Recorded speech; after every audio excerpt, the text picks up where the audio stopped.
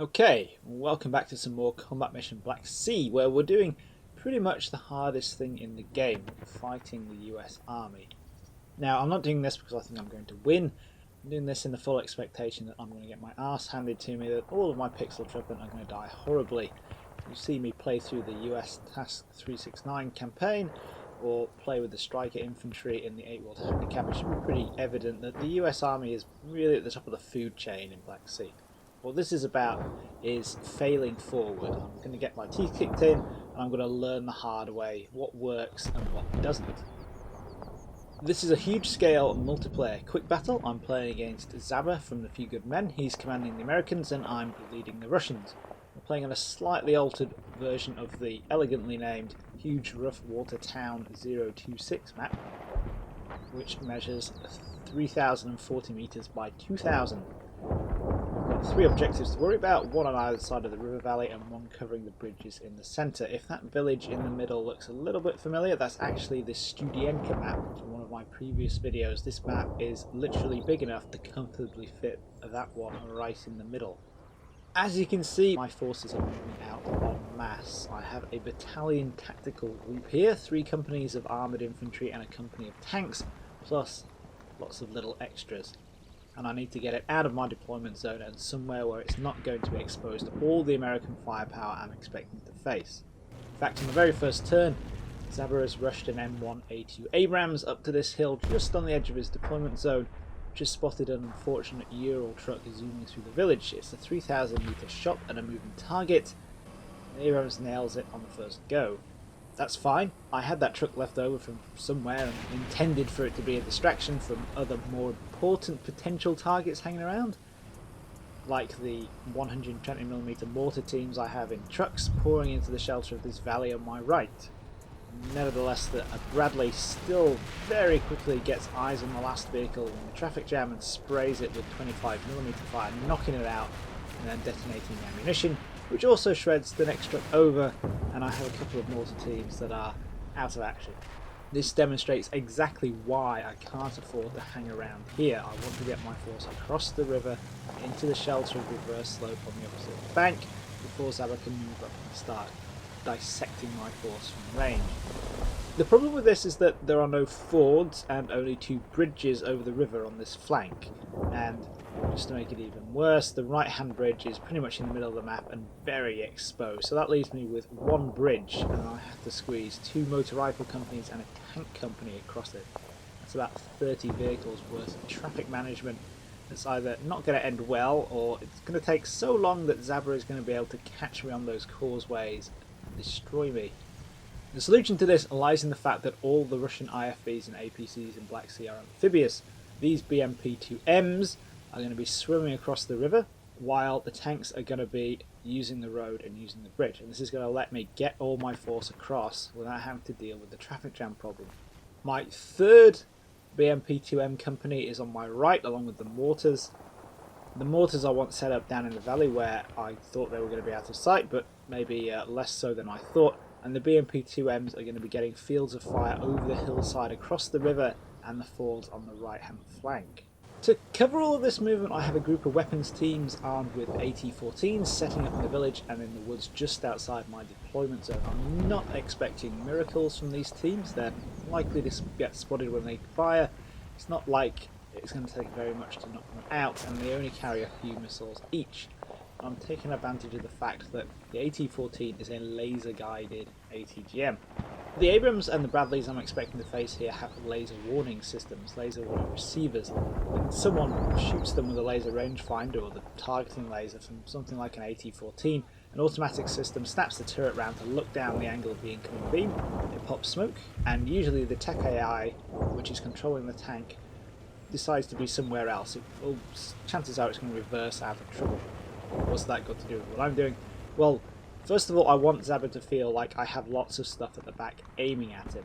We keep seeing how much psychology there is involved in combat mission, and I want to scrape every advantage I can get. If I can fritz him out a little bit, if he's moving forward and he starts getting lots of laser warnings without seeing anything, he might start being a bit more cautious and he might start to slow down. Secondly, The smoke discharges on the Abrams and the Bradley only have enough grenades to pop smoke twice, so the more I can ping those laser warning receivers at the start, the less smoke the Americans are going to have later on when they start being exposed to the greater firepower of all these BMP-2Ms.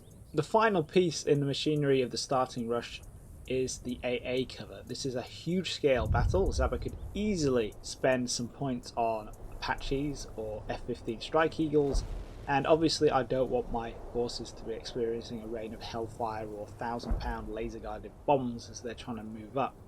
He almost certainly has some drones. All of the US infantry units have attached Raven UAVs, which could allow him to get eyes on me from the start and see what I'm up to, as well as if all that wasn't bad enough, he could be using them to spot for artillery as well. So, to provide an AA umbrella, I have the Battalion Tactical Group's Organic AA Platoon. This is 3 BMP-2s carrying 3 Igla SAM teams each, and then I've added on 2 Tunguska self-propelled AA vehicles. The Iglas are surprisingly good at short-range AA cover, especially when the teams are close to the BMPs and they have plenty of reloads, but they can't engage small, low-flying drones like the Raven. The Tunguska can, however, and they can engage them with their 30mm cannons. This is absolutely vital for the Russians here. Knocking the American eyes in the sky out means that the American player loses a lot of the capability of his artillery. You can have to rely on TRPs and line of sight to direct all those nasty fire missions, and it means that the Russians are going to be a lot safer. Speaking of drones, I have 2 drones up and the enemy can do absolutely nothing about them.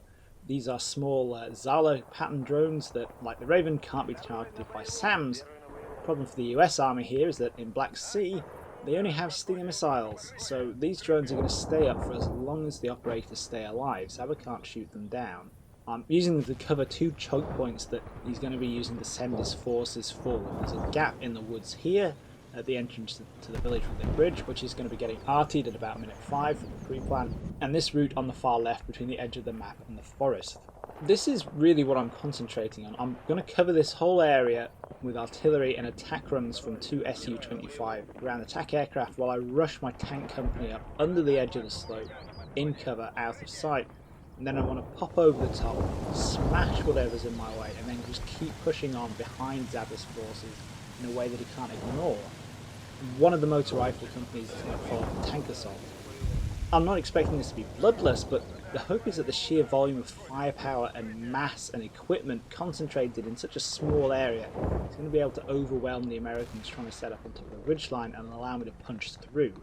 One of the big advantages of this is I should be able to sidestep the Americans' spotting advantage by popping up very close. To illustrate what's likely to happen if I try and engage the Americans at range, we can take a look at what happens to this BMP-2M platoon covering the fords on my right. These BMPs are set up in the trees on the riverbank, their infantry squads are dismounted and they're spread out to help spot. The platoon commander's vehicle quickly catches a brief glimpse of an Abrams, but when the gunner lasers the enemy tank for the AK-14s, triggers the laser warning receiver, the Abrams disappears behind a load of smoke. A couple of turns later, it spots a Bradley in the same area and starts to engage with its 30mm cannon.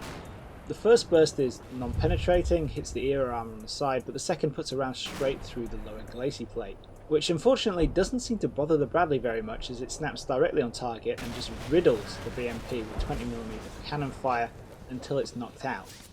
And then, as if that wasn't bad enough, the same Bradley switches immediately onto the right-hand BMP-2M2, disabling it before a 120mm round from one of the Abrams over there finishes it off. So I've just lost 2 BMP-2s in the space of 30 seconds, despite firing the first shots in the engagement, engaging a moving target from cover. Yeah, this is exactly what I'm trying to avoid by coming up on the left flank under cover. Things over there are pretty much going as expected. One of the T-72s has managed to throw a track and got itself immobilized in the middle of the road, but the rest of the tanks are getting up the hillside using as much dead ground and micro-terrain as possible.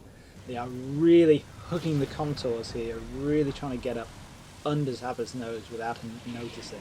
In the actual engagement area, the Su-25s have managed to score some near misses on an Abrams and potentially immobilized it. It doesn't look like it's moving, it's sat in a crater. And the planes are continuing to shoot up whatever it is they can see down there. There's some stingers that are going off, so I know Zaba has not only brought AA along, but he's actually moving it up with his forces, which is smart. but hopefully it also means that I have some juicy soft skin support units within reach once I get up there. There's also all my artillery going in on the tree lines. If there's any javelin equipped little US pixeltruppen hanging around up there, I want them dead or cowering or blind when the tanks turn up. As a bonus, the AT-14s are starting to work as well. This Bradley was unlucky enough to be caught out in the open and took a missile to the front which completely destroyed it. It's just about crunch time. I'm in position with the T-72s, but Zabba's managed to push some infantry scouts out into the field where he can't possibly have missed all of these tanks. That means it's definitely time to push the button. With any luck, he won't have time to react to a whole company of tanks popping up just in front of him, and I'm going to be able to overwhelm him. That's the plan. Unfortunately, I've managed to underestimate exactly how terrifying the M1A2 Abrams is to fight against.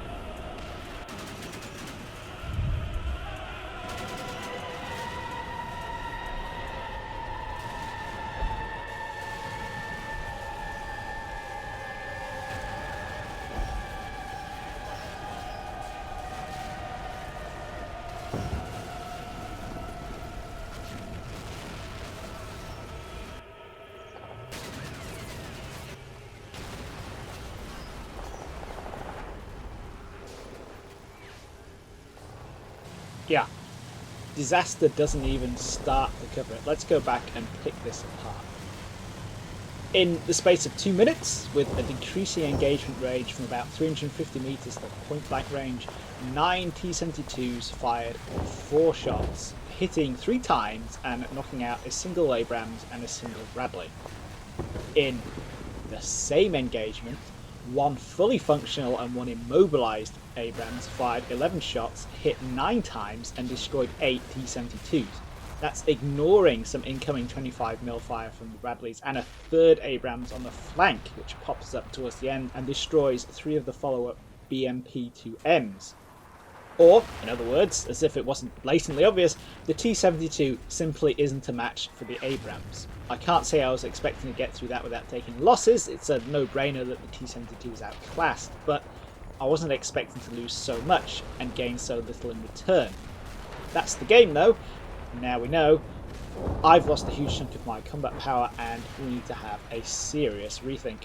Pretty much all there is left to do is dig in where I am on the opposite bank and try to force engagement at as short a range as possible using the slopes and the cluster of the village to best effect, while trying to do as much damage as possible before Zabba just rolls over and annihilates me.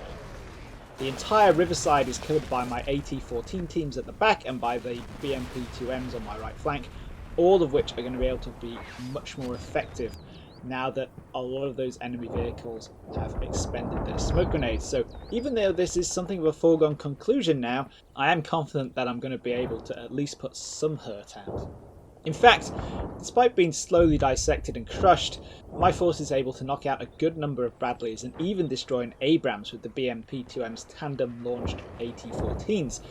If I had been less aggressive and dug into the village with the tanks, covering them with more AT-14s and some defensive fire missions from the artillery, it seems like I might have been a lot more successful overall.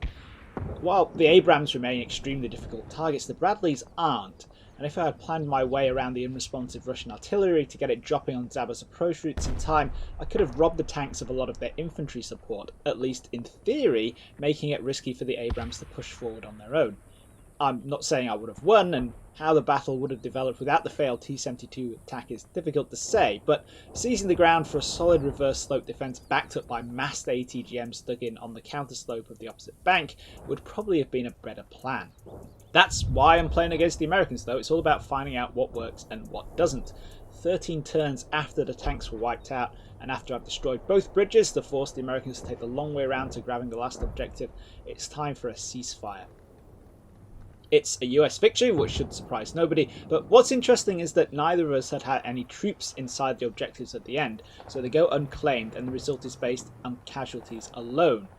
Usually the points in a meeting engagement are doled out half and half between objectives and enemy casualties measured by points value, so with Zaba getting 303 out of 500 points and me getting about 170 out of 500, we can very roughly generally say that I lost 60% of my combat power and Zaba lost 30% of his. That's not insignificant, and to some extent it's part of how the Russian army works. I said before that the Russians have more of an operational than a tactical focus as compared to the Americans. Tactically speaking, sure, we just lost, but in the bigger picture, it's going to be a lot easier to replace all those T-72s, BMPs and conscript soldiers than it will be for the Americans to replace all those Abrams, Bradleys and professionals. Drilling down into the casualties, Zaba's got 203 men still kicking. He's suffered 50 dead and 18 wounded, while losing 2 Abrams, 14 Bradleys. That's a mix of infantry carrier Bradleys, cavalry vehicles and fire support Bradleys. He's lost 2 Humvees and 2 Raven drones. I, on the other hand, have 251 men still alive, but I've suffered 142 dead, 56 wounded, had 2 men taken prisoner and lost 10 T-72s, 20 BMP-2Ms, a Tunguska AA vehicle, 5 light vehicles, mostly trucks, and had both of my Su-25 ground attack aircraft shot down.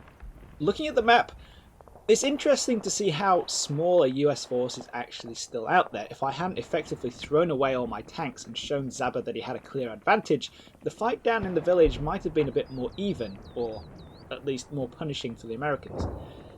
Combat Mission Black Sea is a game where you will be punished very harshly for your mistakes, and I made plenty of mistakes here, but we can say that a few things work for the Russians. First up, the fantastic AT-14 missile. Laser warning spam to degrade the effectiveness of passive defences on US vehicles, triggering the laser warning receivers, being able to deny US drone coverage with Tunguska self-propelled AA vehicles, and being able to freely use drones as the Russians are not insignificant advantages, and the trick in the future is going to be leveraging the terrain to exploit those advantages to best effect. That just about wraps up this episode of Poking the Eagle. I intend to do more of these as I fail forward even more and really get to grips with how to make this work, and I'm sure there'll be plenty of absolute carnage in the future.